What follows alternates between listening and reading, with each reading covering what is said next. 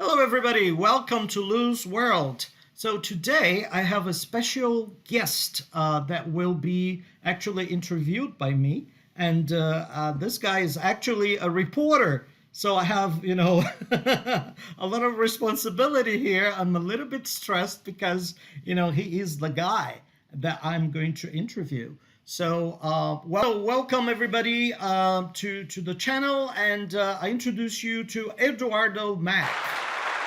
Eduardo Mack, can you tell us who you are? Okay.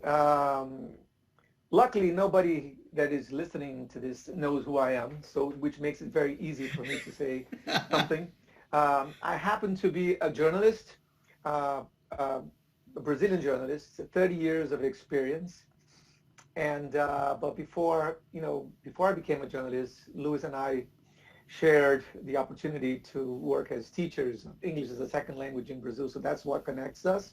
But ever Yes. since that time, I pursued a career in journalism, and I have worked, in quite a few places, not only in Brazil but also abroad. But as Louis asks the questions, you will get to know some of my journeys and the things I've done, the things I can tell you, not the ones I cannot tell you. And Mac, where do you live now? Well, I live in Rio, which happens to be on a rainy day today, very unusual. But yes, I live in Rio, Brazil, at the moment. All right. So, as a local resident, I'm no longer living in Brazil, but I still remember pretty much everything there. But as a local resident at the moment, what would you recommend a tourist do in Rio? What is there that people should look at when they go there? Well, hopefully many people will be coming here past this pandemic craziness. Airports are very quiet, not many planes flying this way, but Rio is one of those places that if you pick the right time of the year to come, which is outside summer, because summers are very, very hot and humid, unless you live in Alaska and you're really into sweating a lot. But Rio can be very uncomfortable, like Jerusalem, like Tel Aviv, equally very humid, Tokyo, and even New York, muggy, very muggy. So if you come between May and October, Rio has lovely weather, very pleasant, pretty much in the 20s, high 20s Celsius. And Rio is one of those places that it's very easy to handle Mm-hmm. because you have like the beaches. I'm not sure if people listening are aware that Rio has the longest strip of beaches on the urban side in the world. I mean, Wow. it's kilometers and kilometers. It goes from Flamengo all the way to Recreio. Oh, So wow. it's a very, very long strip. So that's an easy thing to do, to pick the beach you want to be in. Mm-hmm. Beaches are very fun because you can eat there, you can drink, have ice cream. It's very not very much like American beaches in America or in Europe Mm-hmm. where everything is very controlled and very structured. Beaches here are very much like Brazilians, very informal, Mm-hmm. cariocas, if you will. So Rio has the beaches, and you have the traditional sites like Corcovado, the Christ, and the Sugarloaf, and the nightlife is great. The bars, Yeah. very informal. So I think that Rio is one of those places that you don't have too much distractions in terms of culture, like museums, and which is Mm. a shame. We should have more. But Mm-hmm. Rio is one of those places that you want to come to have a good time, to eat well, nice weather, friendly people. So it's a good spot. All right. So, people, if you think about going somewhere on your next vacation, think about Rio de Janeiro, Brazil. Thanks, Mac. So, Mac, a question I want to ask you is when did you decide you wanted to be a reporter? Because we met many years ago and you were already getting ready for that. So, Yes. when did that happen? That's a very interesting question because that's not something I really wanted to be. My first desire was to be an airplane pilot. I remember, hearing planes going above my head as a little kid, and I knew which plane that was by the roar of the engines and Yes. the livery. So it's one of those things you're born with. I was born that way, and Yeah. I wanted to be a pilot, and I couldn't be a pilot because I'm short-sighted. And back in those days, There was no LASIK surgery. Mm-hmm. So if you didn't have the 20/20 eyesight, you were not considered. Mm-hmm. So I fed this desire to be a pilot without being a pilot. And to make matters worse, I moved to a neighborhood where the international airport is, which is Mm-hmm. where Luis and I worked at this English course. So not only did I hear planes more and more, most of my friends' dads were pilots or stewardesses Yeah. or whatever. So it was really a nightmare for me to live in those conditions. But I decided that I wanted to be, either a diplomat or a journalist because I liked languages, I liked the world, and before I get to well, that's how I ended up becoming a journalist. And I was very fortunate. Some 10 years ago, one pilot that was a good friend of mine, he helped me forget about this thing that I never became a pilot because Mm-hmm. he convinced me that what I liked was the plane, not piloting the plane. He Mm. said that there's a difference between wanting to be a pilot and enjoying flying on a plane. So All he right. proved to me that if I had tried to be a pilot, I would be frustrated. I probably wouldn't finish because he said it can be very boring because you fly to a destination, stay at a hotel for 2 or 3 days and back. So that's your routine. Mm-hmm. And I was a lot more interested in seeing the world, seeing people. So, at a later stage in my life, I was able to put to rest this frustration that I Mm. didn't become a pilot because he helped me see like, look, you will keep on loving the planes. So the planes, you wanted the planes to take you places. So I didn't become a diplomat because I found it was going to be a very hard journey to become very structured. And Mm-hmm. journalism, I could be an international correspondent, go places and stuff like that. So I think I followed my instincts. I went I pursued a career that could use my skills in languages, my skills in dealing with people, my Mm-hmm. curiosity, my desire to report. I was always gossiping in the good sense of the word. I always wanted to relay information to people. I loved seeing things and talking about it to people. So I think I was very fortunate to have felt that that's what I wanted to do, unlike some people that have to really struggle to Mm-hmm. find their talents. And I'm not suggesting I'm a great journalist. I'm just saying that I found a place where I could try. I mean, I tried many things, and to be honest with you guys, I'm a journalist, but I think I am above, even before being a good journalist, I'm a great PR. I Mm. love, connecting people. I like projects. So I think I am truly more of a PR than a journalist, but I am a journalist definitely because I did great things in the career. But it's funny because if I had decided to be a PR, I wouldn't have done half of the great things I did as a journalist. So my Mm-hmm. message is at the end of the day is you cannot really grab your career at first. You have to be flexible and let things, if you don't experiment. For Mm-hmm. instance, journalism is not like a pilot that you just decided to pilot the plane. Journalism is communications, is public relations, is publicity, radio, television, newspapers. I mean, it's a myriad of opportunities. Mm-hmm. So if you go in saying, setting your hearts, I'm going to be a TV reporter, you're in for frustration because doors do not open just because you want them to open. And sometimes the doors that will open are much more interesting, but you're not looking at them. So I think that journalists their challenge is to train their eyes to see things and report them.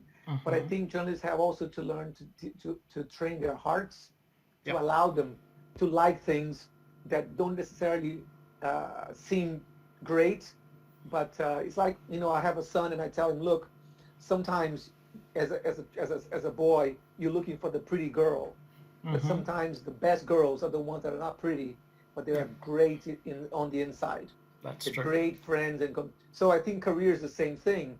We idealize, which is wonderful. We should idealize, but if we stick too hard to it, there will be too many bruises along the way because the world Mm-hmm. out there is not nice and friendly. So you have to be very flexible and accept, hurdles and doors that won't open because as Woody Allen has once put it, and I love Mm-hmm. that quote by him. He says, "If you want to make God laugh, tell him you have plans." All right. Because we tend to just push and we try to prepare the foundations, the things Mm-hmm. happen the way we want. But then something happens. It rains, the electricity goes out, or somebody in the family dies. I mean, it's just, Mm-hmm. if you're not ready for that in the beginning, any career, not only journalism, can be really frustrating. Mm-hmm. And Mac, I know that you've had an impressive career, actually, an impressive international career. You've been pretty much everywhere in the world. You have interviewed a lot of famous people.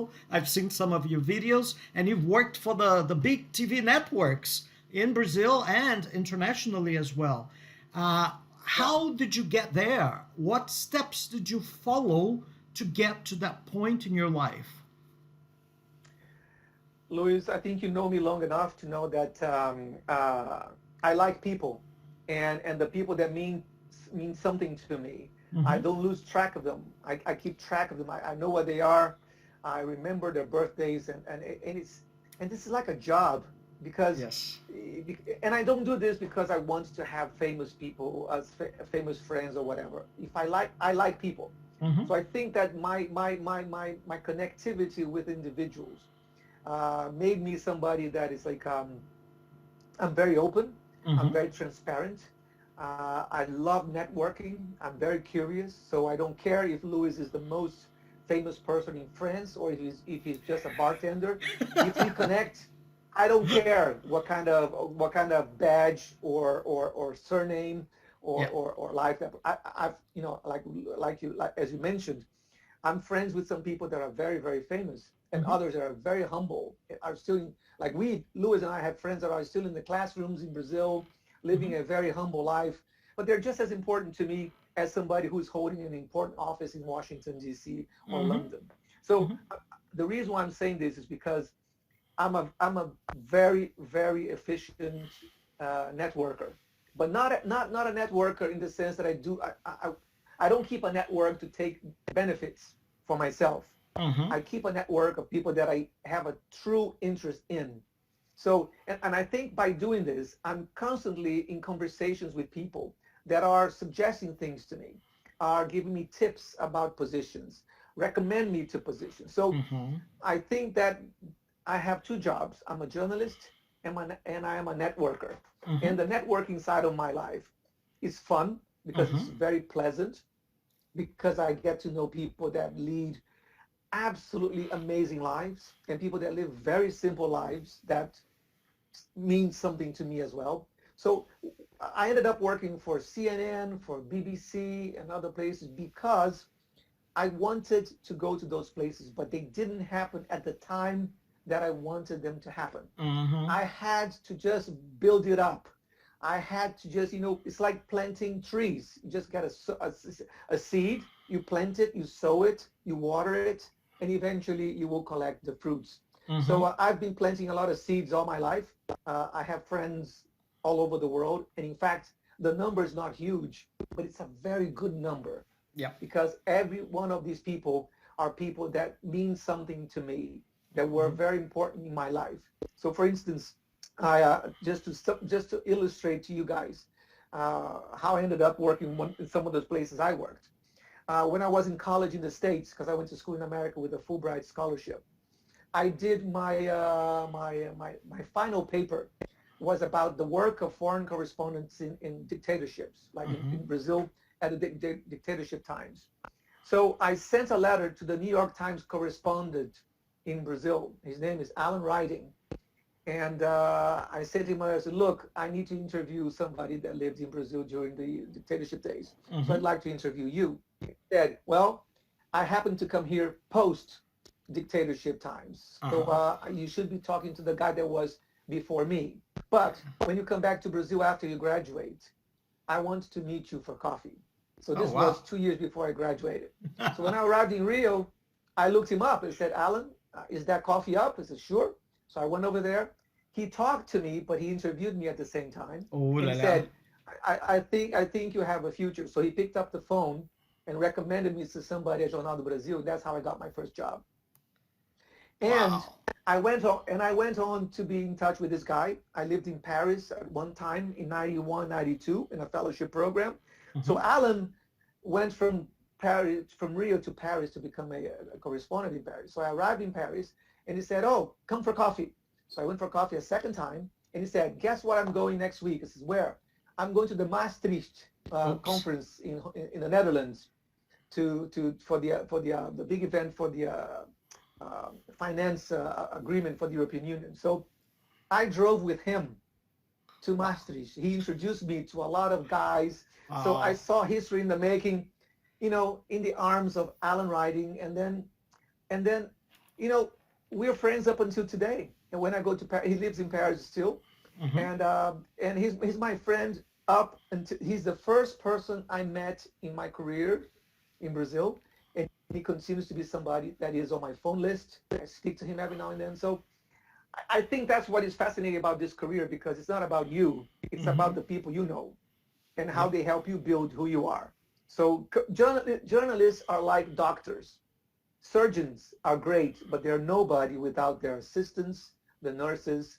So journalists, reporters, we need photographers, we need editors, we Mm-hmm. need researchers. So it's a fascinating career, but you need to be in contact with people. You have to respect the work of those around you. But Mm-hmm. above all, you have to connect with people and make sure that they feel like you like them for real. Mm-hmm. Because if they feel that you're using them just as a springboard to your next objective, Mm-hmm. you will meet people that are superficial. Yep. And I can gladly say, like you, Luis, we've been friends for many years. Yes. We have a connection that is real. Yep. We like each other because we respect each other. And Yep. in journalism, it's the same thing. My phone book is very precious. It's not huge, but it's extremely, extremely precious. Yeah, that's lovely, Mac. And there's one thing that I still don't understand. We both lived in the Atlanta area for so many Let's not years, go there. Let's not go there. and we didn't even know that. How could that Yes, and happen? I know, and the Brazilian community in Atlanta is very large, and we lived pretty much in Marietta I in the same did. neighborhood, and we didn't hear of each other there. So I find that to be extraordinarily fascinating. But had I known that you would be there, you would be at my house. I would be introducing you to my friends. I just regret Yeah. that. But Yeah. I'll say something to you. It wasn't meant to be. For some Yeah. reason, so I don't fight destiny anymore. I just think True. that what, things happen for a reason, and here we are. I mean, even though we Yep. spent that time Yep. so close, we're here as if time hadn't passed. So That's true. That's very wise. Yes. And Mike, I have another thing to ask you. So, thinking about all the young people, not necessarily only young people, but somebody that would like to have a career as a reporter, what kind of advice would you give to those people aspiring to be a newspaper person, a TV person, something related to news? okay, the profession hasn't changed at all. The essence is absolutely the same. Mm-hmm. A reporter is someone that is not doing publicity. A reporter is someone who is out there looking for things that are not right, that are not fair, that are not just, or that need to be revisited. And the job of the reporter is to collect information, be reliable, and make things happen. And that hasn't changed at all. I mean, over time, I mean, you can talk in the 1800s, 1900s, it's pretty Mm-hmm. much the same. What changes? The media, right? First you had the newspapers, then came radio, then came TV, then came cable TV, and now we have social media. We're talking, 2 centuries or more. Mm-hmm. And but what is challenging every time a generation comes into a career is because, like, the young people that are embracing the career now, Mm-hmm. they all manage cell phones, internet, social media extremely well. And the trap is to think that the next 20 years will be only that, Yeah. right? Yeah. It's not going to be like that. There was a time when newspapers, were reigned the world for many, many years. But from the moment radio came around, it hasn't changed a bit Mm-hmm. because new things are happening all the time. But I'll go back to the initial point. The essence is the same. So aspiring journalists have to embrace this career in a very simple way. Embrace today's world and tools and opportunities, but thinking this will not be forever and this will change. This is my son, and Hi this will there. change. This will change constantly. So, but my main concern for people embracing the career today is the pressure Mm, that people feel on a daily basis when it comes to speed. People have to react and absorb and interpret news in a very fast way because media is, I mean, Twitter is your greatest enemy, but it can be your greatest ally because Twitter, you're supposed to be there, typing very short sentences and you're not reflect because journalism is about mm-hmm, reflecting, mm-hmm. about projecting what you heard to something in the past or in the future. So I think young people are they're very, how can I say, they're very fluent Mm, and competent in dealing with, fast stuff, right? mm-hmm. But the big challenge is here. The information that you put in your mind, you cannot fall for the trap that you have to be the first to put the information out. Mm-hmm. Let me say something to you that I learned when I worked for the BBC in London. Mm-hmm. BBC is for sure one of the most reliable news organizations in the world. But the BBC is huge, and the BBC can be sometimes slow Mm. because it's a. But the BBC, I worked there for 1 year, and the BBC has one thing that is fascinating, which is no news comes out of the BBC newsroom if you don't have three sources confirming Oh. it. Mm-hmm. So instead of, if the phone rings here says, "Oh, the Notre Dame is on fire," Notre Dame is on fire. BBC doesn't do that. BBC Gotcha. will call Paris, correspondent, and an eyewitness, and then so when I visited CNN some years ago, the guys would say like, "Look, we're the best, we're quick, we put everything out there, and people just have to judge themselves, blah blah blah Yeah. blah." And so I got a sense like I love CNN because I trust them, but oftentimes I think that the BBC, when they give you something, you can tell like when you watch CNN, you're drinking a Beaujolais Nouveau. When you Okay. watch BBC, you're drinking a Bordeaux. Ooh. Okay, that's how it is, right? You're just so it's one of those things that, and the BBC, I mean, of course, British people think the BBC is not that good, they're pessimistic, and they call the BBC the boring, blind, and clueless BBC. And All which right. is not true because once you work there, you realize that people are not rushing to give you just anything. Mm-hmm. They want to give you the best. Yep. And in today's world, younger generations might look at the BBC and say, "Wow, those guys are so slow. This is Mm-hmm. so."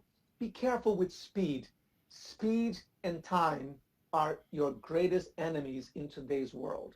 Mm-hmm. If you are to become a good and reliable journalist, you have to work on your reputation, on your name, on your fairness, on your Mm-hmm. ability to report something as factual as you can. Mm-hmm. And I've been young, I've rushed, I've pushed, I've made mistakes, but in my generation, it was not as fatal as it can be today. Yep. You can destroy your career creating a blog or just having a Twitter account Yep. and become like the greatest fan of somebody.